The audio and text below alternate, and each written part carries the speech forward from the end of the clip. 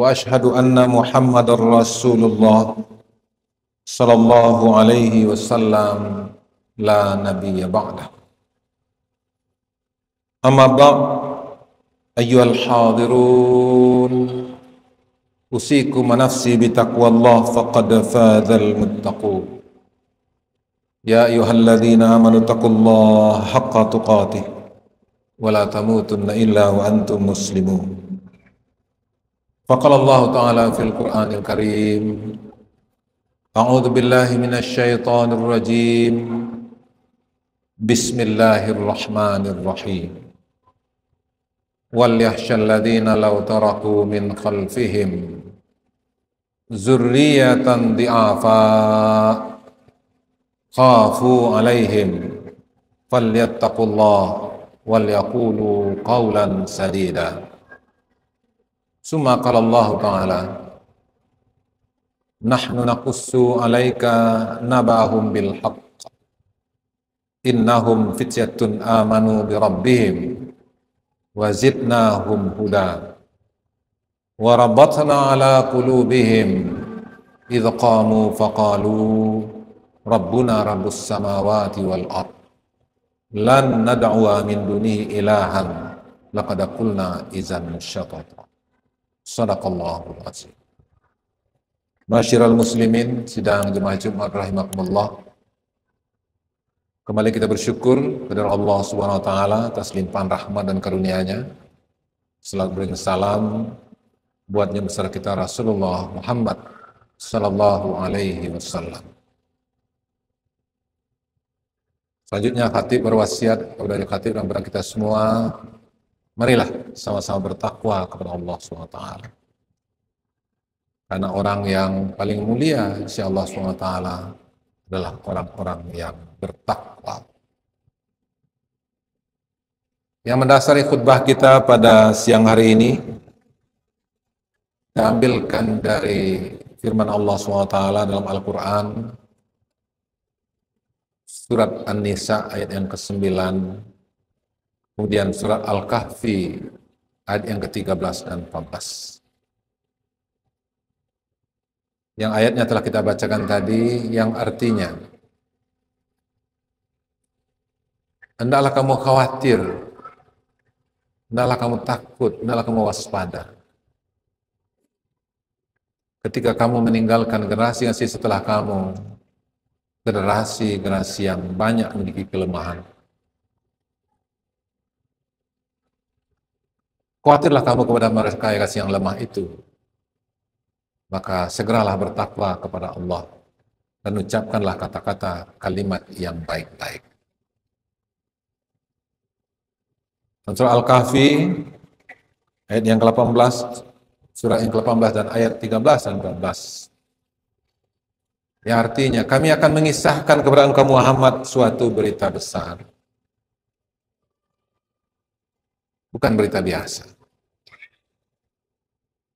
Sesungguhnya mereka adalah para pemuda-pemudi yang beriman kepada Tuhan. Dan kemudian kami tambah petunjuk hidayah untuk mereka. Dan kemudian kami satu padukan hati-hati mereka. Mereka berdiri gagah dan berbicara lantang. Mereka mengatakan, Tuhan kami adalah Tuhan yang menciptakan langit dan bumi. Kami tidak akan menyembah Tuhan selain daripadanya. Kalau seandainya ada yang mengucapkan di balik itu, sesungguhnya kalimat itu jauh daripada kebenaran. Bapak saudara,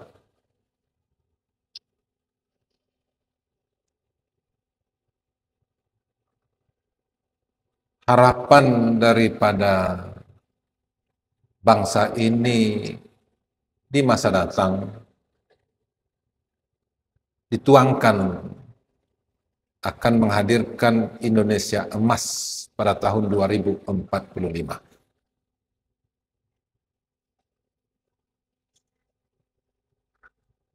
Indonesia emas itu akan bisa dihadirkan juga oleh generasi-generasi emas. Kalau kita hitung dari sekarang ini, Sekarang tahun 2024, kemudian tahun 2045, berarti ada 21 tahun lagi. Siapa gerangan yang akan menjadi pemimpin, yang akan menjadi pengendali bangsa pada waktu itu? 21 tahun lagi. Berarti mereka adalah yang duduk di bangku sanawiyah dan aliyah, SMP dan SMA hari ini, dan juga sebagian mahasiswa. Artinya mereka adalah generasi muda.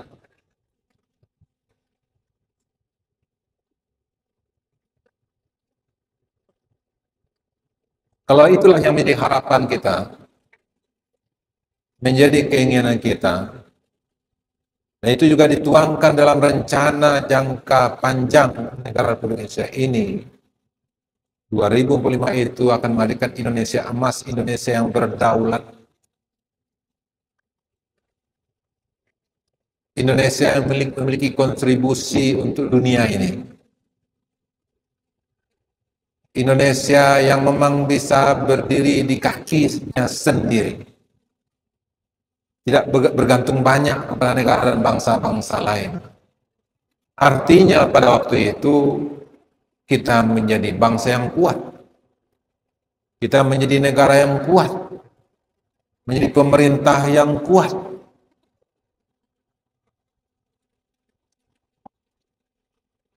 Nah, untuk itu betul-betul bisa menjadi kenyataan,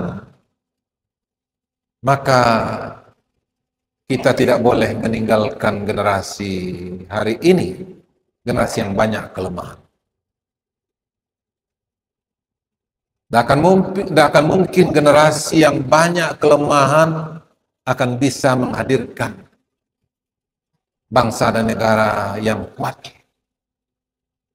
Maka itulah Allah ingatkan kepada kita, wal yahsyal ladzina law taraku min khalfihim dzurriyyatan di'afa.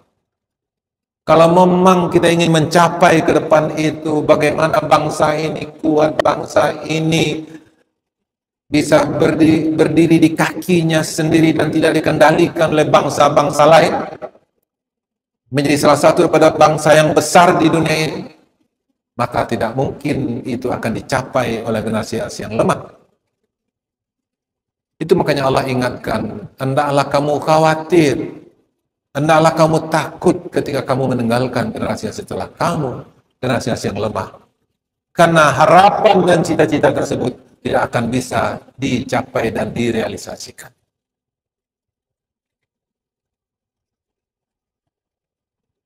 Akan tetapi itu akan bisa dicapai ketika kita memiliki generasi-generasi yang berkualitas. Seperti yang disampaikan dalam surat Al-Kahfi ayat yang ke-13 dan 14 tadi. Idza qamu faqalu, mereka akan bisa berdiri gagah. Mereka akan bisa berbicara lantang. Mereka memiliki idealisme yang mengatakan Tuhan kami adalah Tuhan yang menciptakan langit dan bumi, dan kami tidak akan menyembah Tuhan selain daripadanya. Generasi-generasi yang bertauhid, generasi-generasi yang memiliki akidah yang kuat, seperti batang kayu yang buat, asluha thabit wa farhuha fis sama, seperti batang kayu yang kuat, yang kokoh, yang akarnya menghunjam ke dalam bumi, dan kemudian cabang-cabangnya bilang tinggi ke angkasa. Generasi itulah yang akan mampu menjadikan umat bangsa ini bisa berdiri gagah secara lantang, dan kemudian memiliki idealisme dan tidak bisa dikendalikan oleh bangsa-bangsa lain. Tidak bisa dikendalikan oleh negara-negara lain. Nah, kalaulah yang penentu pada masa 2045 itu Indonesia yang menjadi salah satu dari 4 negara besar di dunia itu, maka kata kuncinya adalah pemuda hari ini. Kalau saya itu tidak mungkin pemuda yang suka tawuran itu akan bisa membangun bangsa. Tidak akan mungkin itu pemuda yang terlibat dengan pergaulan bebas, mereka akan bisa menghadirkan bangsa yang terbaik nantinya. Tidak akan mungkin generasi muda yang terlibat dengan narkoba, mereka akan bisa menghadirkan bangsa yang kuat nantinya. Maka inilah yang Allah ingatkan kepada kita, jangan kita tinggalkan generasi-generasi setelah kita, generasi muda hari ini, nanti mereka akan memimpin bangsa ini. Jangan kita tinggalkan mereka sibuk dengan narkoba, mereka sibuk dengan tawuran, mereka sibuk dengan pergaulan bebas, mereka sibuk dengan kegiatan-kegiatan tidak bermanfaat yang lain. Jangan tinggalkan yang seperti itu. Akan tetapi Allah ingatkan kepada kita, kalau memang kita ingin menghadirkan bagaimana bangsa ini bisa dijaga, bisa lapang, dan bisa memiliki idealisme, harga diri yang tidak bisa terbeli oleh apapun juga, maka kita harus berikan perhatian kepada mereka. Surat Al-Kahfi ayat yang ke-13-14 itu ada 3 bekalan yang memang mesti kita berikan kepada mereka, agar mereka memiliki idealisme, agar mereka memiliki akidah yang kuat, yang kokoh, agar mereka memiliki kualitas yang terbaik. Yang pertama yang harus kita bekalkan mereka adalah innahum fityatun amanu birabbihim. Mereka adalah para pemuda-pemudi yang beriman.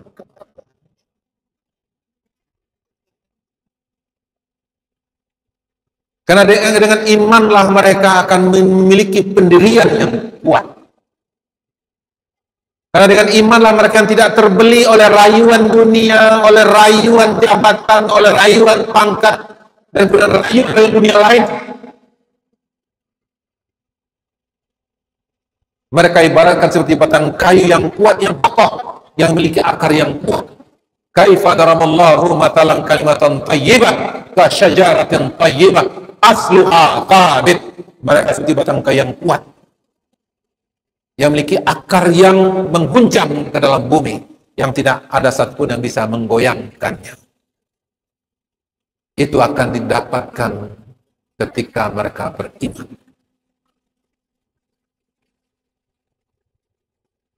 Generasi muda yang tidak terbuai dengan budaya orang lain, tapi mereka menghadirkan budaya mereka, yaitu budaya orang-orang bertauhid, budaya orang-orang yang beriman. Maka generasi yang seperti inilah yang nanti akan ditolong oleh Allah Subhanahu wa taala. Wa kana haqqan alaina nasrul mu'minin. Kami berkewajiban, kata Allah Subhanahu wa taala, menolong orang-orang yang beriman. Islam saja belum cukup untuk dibantu oleh Allah Subhanahu wa taala. Akan tetapi yang akan dibantu oleh Allah Subhanahu wa taala itu orang-orang Islam yang memang beriman dan menguatkan keimanannya dan mengokohkan keimanannya. Wa kana haqqan alaina nasrul mu'min. Kami berkewajiban, kata Allah Subhanahu wa taala, menolong orang-orang yang beriman. Fa ayyadna alladziina aamanu 'ala aduwwihim fa asbahu zahirin. Maka Allah akan berikan dukungan, Allah akan berikan bantuan, Allah akan mensupport orang-orang yang beriman atas musuh-musuh mereka. Maka kalau saya itu kita perlu bertanya kepada umat Islam, kenapa pertolongan Allah itu belum begitu akrab dan belum dekat dengan kita? Salah satunya adalah karena memang keimanan yang kita miliki perlu diperkuat dan perlu dikokohkan lagi. Barangkali mungkin beberapa peristiwa banjir longsor kemarin itu memberikan fakta kepada kita, bahwa pertolongan Allah itu Allah berikan kepada orang-orang yang memang dekat dengannya. Silakan Bapak lihat itu di Malibu Anai itu ada sebuah warung yang tidak kenal. Setelah kita amati dan kita pelajari, rupanya orang itu adalah orang yang suka membayarkan zakat. Silakan Bapak lihat itu di Tanah Datar, kenapa ada satu keluarga yang tidak kena sementara sekitarnya kena. Salah satunya lah mereka di rumah itu, anak-anaknya, keluarga yang banyak yang menghafal Al-Quran. Dan kemudian kita juga mendapat bukti kenapa masjid atau musala yang ada di agam itu juga tidak kena. Karena memang di sana disebut kalimat-kalimat Allah Subhanahu wa taala. Maksud itu apa yang terjadi baru-baru ini di sekitar kita, maka membuktikan bahwa memang pertolongan Allah itu dekat untuk orang-orang yang beriman. Maka maksud itu keberhasilan akan bisa kita hadirkan tidak cukup dengan usaha dan ikhtiar kita belaka tanpa dukungan daripada Allah SWT. Itu makanya dalam pembukaan Undang-Undang Dasar 1945 dituliskan Kemerdekaan itu diperoleh adalah atas berkat rahmat Allah Tuhan yang Maha Kuasa. Karena orang-orang yang beriman itu mereka tidak sombong dengan apa capaian yang mereka peroleh, tapi mereka merasa perolehan yang mereka terima itu adalah karena bantuan dan pertolongan Allah SWT. Maka kemerdekaan yang kita peroleh itu juga atas berkat rahmat Allah Tuhan yang Maha Kuasa. Itu makanya tidak ada pilihan bagi kita bangsa Indonesia ini kecuali kita mendekatkan bangsa dan rakyat ini kepada Tuhan. Itu makanya dalam banyak ayat-ayat dan pasal-pasal Undang-Undang Dasar 45 dituliskan dan dijelaskan kepada kita, negara Indonesia ini berdasarkan kepada ketuhanan yang Maha Esa. Itu makanya sila pertama itu dituliskan kepada kita, ketuhanan yang Maha Esa. Kenapa? Karena memang asbab daripada kesuksesan, kemenangan itu di sana ada campur tangan Allah SWT, dan campur tangan Allah itu akan diberikan kepada orang-orang yang beriman. Wa kana haqqan alaina nasrul mu'minin. Maka saya itu, apalagi kita di Sumatera Barat ini dengan hadirnya Undang-Undang Nomor 17 Tahun 2022, maka di sana dituliskan kepada kita, masyarakat Sumatera Barat memiliki satu karakteristik, yaitu adat masandi syarak, syarak masandi kitabullah, syarak mengatur adat. Artinya masyarakat Sumatera diakui oleh negara ini bahwasanya masyarakatnya adalah masyarakat yang religius, masyarakat yang mendasarkan kehidupan hariannya dengan ajaran-ajaran Allah SWT, yang mendasari harian kehidupannya dengan Al-Quran. Maka saya itu tidak ada istilah ragu dan bimbang bagi kita masyarakat Indonesia, khususnya masyarakat Sumatera Barat, bagaimana kita menghadirkan program-program untuk mendekatkan diri kita kepada Allah SWT dan kemudian menguatkan rakyat ini akan keimanannya. Itu pula makanya Masjid Raya Sumatera Barat ini kita jadikan sebagai pusat daripada implementasi daripada adat bersandi syarak-syarak bersandi kitabullah itu. Itu pula makanya kita harapkan tradisi keilmuan dan tradisi keulamaan yang selama ini ada di Sumatera Barat. Maka itu pula makanya kita pilihkan berdasarkan usulan daripada Majelis Ulama Indonesia Sumatera Barat untuk menamakan dan melengkapi nama Masjid Raya ini dengan nama Syekh Ahmad Khatib Al-Minangkabawi. Karena Allah katakan dalam Al-Quran, sesungguhnya yang takut kepada Allah SWT itulah para ulama. Maka mudah-mudahan tradisi keulamaan dan kemudian kita berikan nama, kita lengkapi nama Masjid Raya Sumatera Barat ini dengan Masjid Raya Syekh Ahmad Khatib Al-Minangkabawi.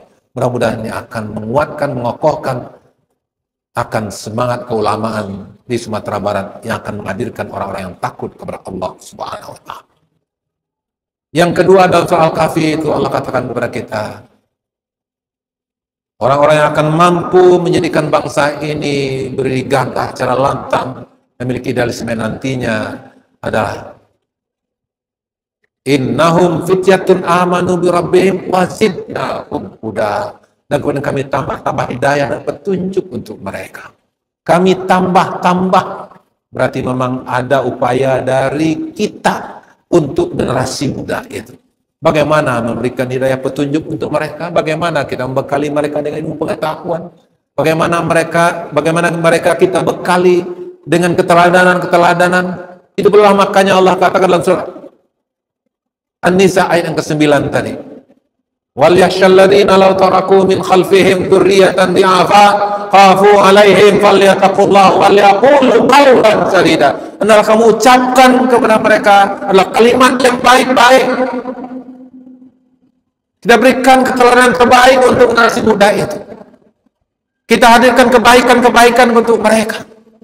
Bagaimana niat yang baik kita hadirkan untuk mereka, dan kemudian ucapan yang baik kita hadirkan untuk mereka, dan kemudian lingkungan yang baik kita hadirkan untuk mereka, dan kemudian didikan yang baik kita hadirkan untuk mereka. Kita berikan kepada mereka, kita berikan keteladanan untuk mereka. Itu makanya saudara dalam hal berikan perhatian kepada generasi muda, Masih ingat kita ketika dulu kita ketika kecil-kecil kita berjalan dengan orang tua kita, ada yang mengatakan kata yang kotor, maka orang tua menutup telinga anaknya, jangan didengarkan, tidak baik didengarkan. Kalau kita lihat sesuatu yang tidak benar, yang tidak baik, maka orang tua kita menutup mata kita, enak, jangan lihat itu, tidak baik, itu tidak benar. Begitu perlindungan, begitu dukungan, begitu perhatian diberikan oleh orang tua kita kepada anak kita ketika kita muda, waktu kecil dulu. Maka demikian pula kiranya yang kita berikan perhatian kepada muda kita hari ini. Terlalu banyak yang pesan-pesan, ungkapan-ungkapan yang merusak generasi muda sekarang ini. Apakah yang ada di sekitar mereka? Apakah yang mereka lihat, yang mereka dengarkan? Segitu makanya otak kita juga dihiasi dengan pemikiran-pemikiran yang tidak baik. Ketika ada sesuatu yang baik, maka jarang sekali kita melihat sesuatu yang baik, tapi kita hanya melihat daripada negatifnya saja. Ketika ada suatu permasalahan terjadi dalam kehidupan kita ini, maka kita sering menyalahkan orang lain, tapi jarang kita mencoba bagaimana kita menghadirkan kebaikan untuk berikan solusi untuk permasalahan itu. Coba lihat apa tadi permasalahan, coba masalah kita. Maka yang banyak berbicara bagaimana menyalahkan orang lain. Tapi yang bersangkutan tidak pernah menghadirkan kebaikan itu sendiri. Kenapa? Karena selama ini selalu banyak diracun yang tidak baik, memikirkan yang tidak baik, dan kemudian juga disuguhkan dengan pandangan-pandangan tidak baik, sehingga kita melihat sesuatu yang tidak baik. Demikian juga kita terus sering mendengarkan kalimat-kalimat yang tidak baik, yang menghiasi generasi muda kita, sehingga ruang hampa yang ada di sekitar kita ini penuh dengan ucapan dan rekaman-rekaman kalimat yang tidak baik itu. Kalaulah seandainya tidak baik itu yang mewarnai kita, maka dipastikan akan terjadi generasi yang tidak baik. Itu makanya Rasulullah SAW mengajarkan kepada kita. Ketika ada orang menzalimi kita, tidak pernah itu Rasulullah mengajarkan itu buat pula kezaliman sama orang lain, tidak pernah. Ketika ada orang berkata kotor kepada kita, maka balas pula perkataan mereka dengan kata yang kotor pula, tidak pernah.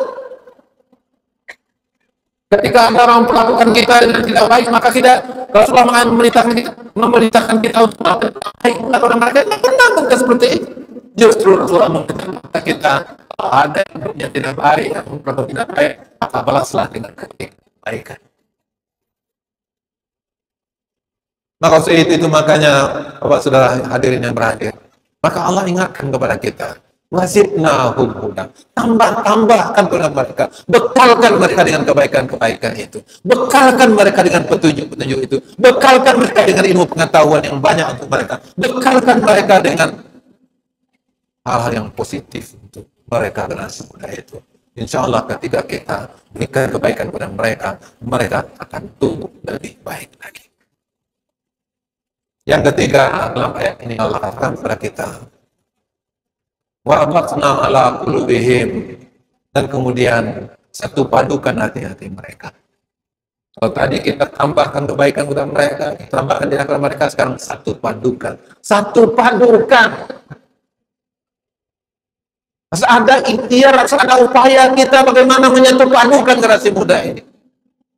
Sekarang ini kita temukan di tengah-tengah kehidupan kita ini banyak di antara kita yang menikmati kebelahan umat ini. Menikmati akan keterbelahan generasi muda ini. Coba lihat. Dengan kasat mata kita lihat sekarang ini, apa organisasinya, maka ada 2, ada 3 ketua organisasi. Kalau nggak terpilih ketika ada satu pemilihan, maka dia buat lagi organisasi yang sama. Jadi memang hobi kita, kesukaan kita adalah membuat banyak keterbelahan. Itu makanya juga sekarang ini, maaf juga barangkali mungkin sebagian pemerintah yang juga melihat gitu. Yang mana sekarang yang berpikir generasi muda itu menyatu satu sama lain?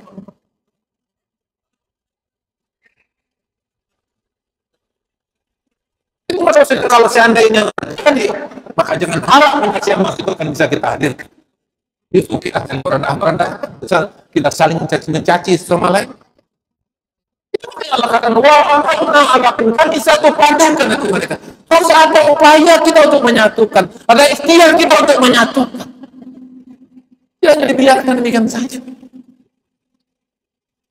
Itu makanya pertolongan Allah itu akan diberikan ketika kita kompak, ketika kita bersatu. Al-jamaatul rahmah wal firqatul azab. Rahmat Allah itu akan kita terima ketika kita berjamaah, ketika kita kompak, ketika kita bersatu. 350 tahun kita dijajah oleh Belanda. Kenapa begitu lama? Kecil Belanda itu. Tapi kenapa begitu lama mereka menjajah kita? Karena memang kita terbelah, kita terpecah dan kita tidak kompak. Tapi ketika kesadaran untuk kompak bersatu itu yang dimulai oleh para pemuda pada waktu itu, kurang 17 tahun kemerdekaan kita raih, merah putih bisa kita kibarkan. Warabatna ala qulubihim. Kalau memang kita menginginkan mereka berkompak dan bersatu, maka berikanlah contoh teladan kepada mereka. Maka upayakan mereka untuk bagaimana memiliki semangat persatuan kesatuan itu. Coba, sebagian sekarang di antara kita ada yang memelihara yang namanya tawuran.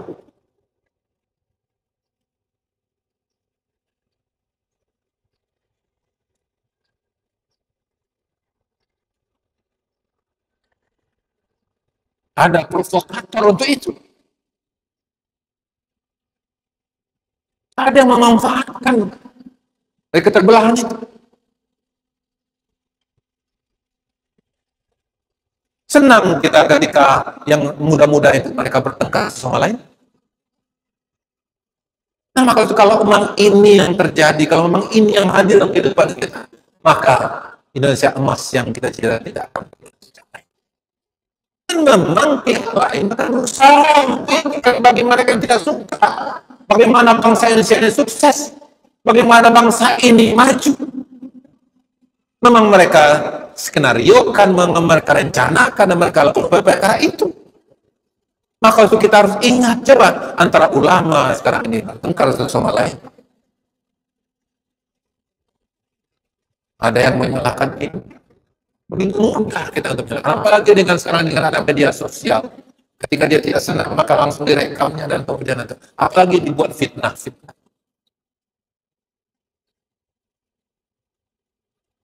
Maka oleh itu Allah mengingatkan kepada kita, kalau memang 2005 itu Indonesia emas akan bisa kita hadirkan, maka yang ketiga, usahakan, upayakan menyatu padukan hati-hati kita ini.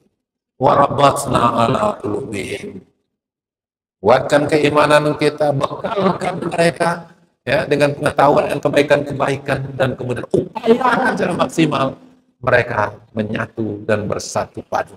Maka itu yang akan menjadi asbab kesuksesan, keberhasilan, dan kemudian menjadikan bangsa ini bisa berbicara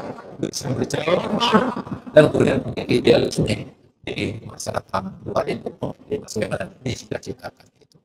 Mudah-mudahan apa yang disampaikan oleh Allah SWT melalui ayat yang kami sampaikan tadi akan menjadi bekal bagi kita dalam rangka untuk mencapai cita-cita dan harapan Indonesia emas 2045 itu. Fa'tabiru lil absar la'allakum tuflihun.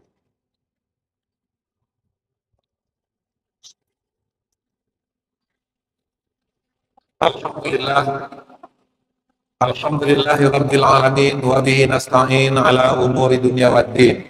Asyhadu an la ilaha illallah wa asyhadu anna Muhammadar Rasulullah sallallahu alaihi wasallam la nabiyya ba'dah. Ayyuhal hadirun, usikum wa nafsi bi taqwallah faqad afadal muttaqun. Faqala Allah Ta'ala fil Qur'anil Karim, a'udzu billahi minasyaitonir rajim, bismillahirrahmanirrahim. Wal 'asr, innal insana lafi khusr illa alladziina amanu wa 'amilus shalihat wa tawassaw bil haqq wa tawassaw bis sabr. Innallaha wa malaikatahu yusholluna 'alan nabi ya ayyuhalladzina amanu shallu 'alaihi wa sallimu taslima. Allahumma shalli 'ala Muhammad wa 'ala ali Muhammad kama shallaita 'ala Ibrahim wa 'ala ali Ibrahim wa barik 'ala Muhammad wa 'ala ali Muhammad kama barakta 'ala Ibrahim wa 'ala ali Ibrahim fil alamin innaka Hamidum Majid. Allahumma rabbana zalamna anfusana wa illam taghfir lana wa tarhamna lanakunanna minal khasirin. Rabbana zalamna anfusana wa illam taghfir lana wa tarhamna lanakunanna minal khasirin.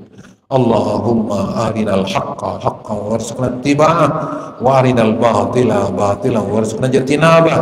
اللهم اهدنا إلى صراط مستقيم اللهم اهدنا إلى صراط مستقيم صراط الذين أنعمت عليهم غير المغضوب عليهم ولا الضالين اللهم اغفر لنا ذنوبنا ولوالدينا وارحمهما كما ربيانا صغارا اللهم اغفر للمسلمين والمسلمات والمؤمنين والمؤمنات الأحياء منهم والأموات إنك سميع قريب للدعوات يا قاضي الحاجات اللهم ربنا تقبل منا إنك أنت السميع العليم وتب علينا إنك أنت التواب الرحيم ربنا أدخلنا مدخل صدق واخرجنا مخرج صدق واجعل لنا من لدنك سلطانا نصيرا ربنا آتنا في الدنيا حسنة وفي الآخرة حسنة وقنا عذاب النار عباد الله إن الله يأمر بالعدل والإحسان وإيتاء ذي القربى وينهى عن الفحشاء والمنكر والبغي